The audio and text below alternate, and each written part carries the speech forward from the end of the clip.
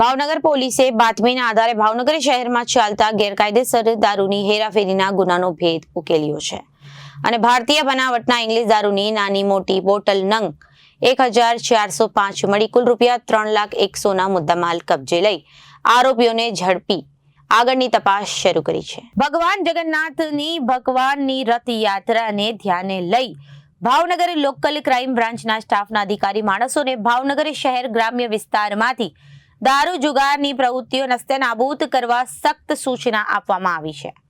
Bhavnagar LCB પોલીસના staff માણસો Datha police station વિસ્તારમાં પેટ્રોલિંગમાં હતા તે દરમિયાન પોલીસને બાતમી મળી હતી। આતુભાઈ કાળુભાઈ ભમ્મર તાળજાવાળાએ તેમને વાડીએ આવેલ રહેણાંકી અને મકાન ભારતીય બનાવટનો ઇંગ્લિશ દારૂ રાખી વેચાણ કરે છે।